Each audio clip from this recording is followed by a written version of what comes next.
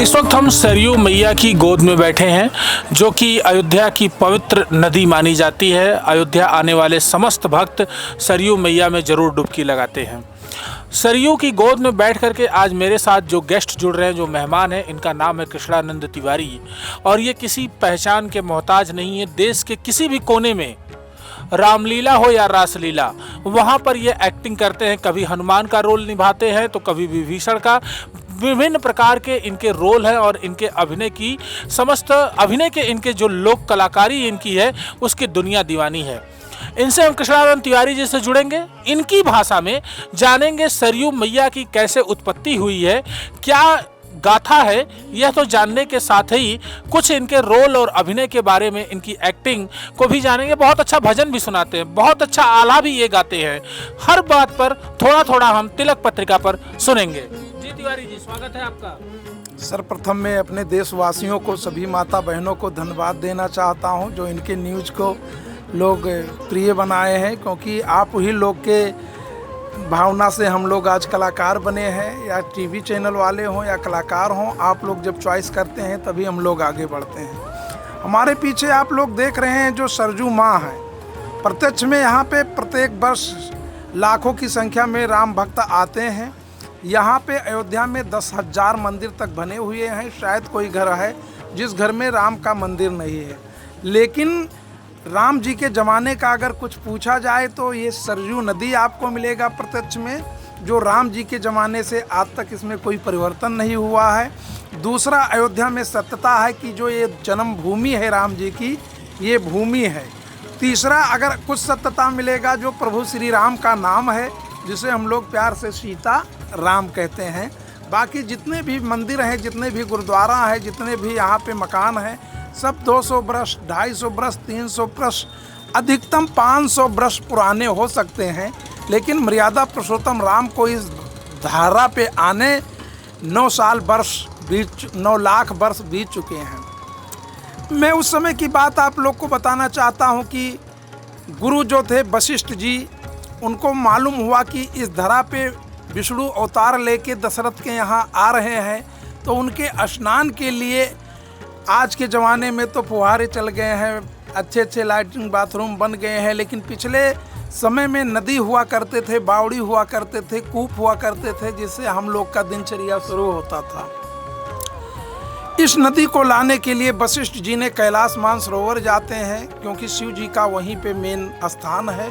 वहाँ पे निवेदन करते हैं कि आपके अयोध्या धाम में प्रभु का आगमन हो रहा है, इसलिए वहाँ स्नान करने में उनको दिक्कत ना हो, इसलिए आप मुझे कोई एक नदी दें। भगवान भोलेनाथ कृपा दयालु हैं, क्योंकि उनके जैसा दया करने वाला दूसरा कोई देवता नहीं है।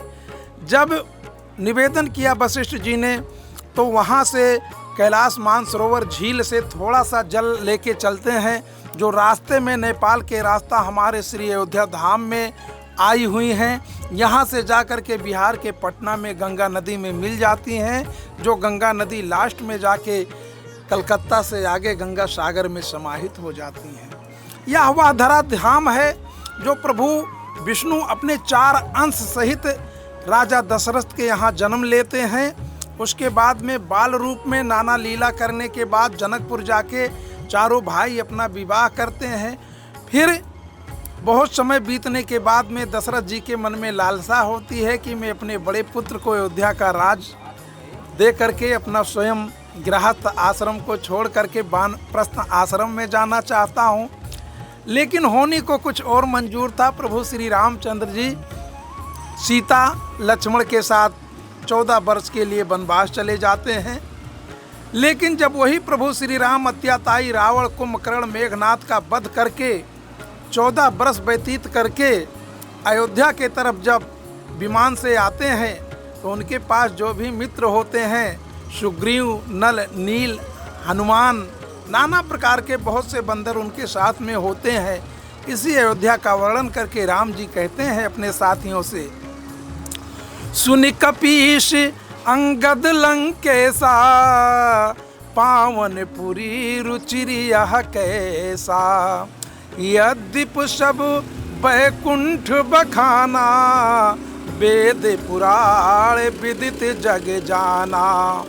अवधि सरस प्रिय मोहि न को, ओ यह प्रसंग जानत को। जो मजहिते विनय प्रयासा, मम समीप नर पावहि बासा। अति प्रिय मोहि, थोड़ा नहीं, अति प्रिय मोहि यहाँ के बासी, ओ मम दामदापुरी सुख राशि। कपि हर्ष सुने प्रभु की बानी, और धन्य अवध जहि राम बखानी। यह अयोध्या धन है जिस धरा को हमारे प्रभु श्री राम जी इसका गुणगान स्वयं किए हैं। हमारे हिंदू धर्म में 7 पुरी है, अयोध्या, मथुरा, माया, काशी, कांची, आविंतिका, पुरी, द्वारावती, सप्तय मोक्षदायिका। अगर मनुष्य का शरीर हम लोग को मिला है तो 7 पुरियों का दर्शन करना चाहिए। किसी न किसी रूप में थोड़ा समय के लिए हम लोग पहुंच जाते हैं तो मनुष्य का जीवन कृतार्थ हो जाता है। वैसे जब तक है जिंदगी, फुर्सत नहीं है काम से, लेकिन कुछ समय ऐसा निकालो, दर्शन कर लो प्रभु श्री राम के।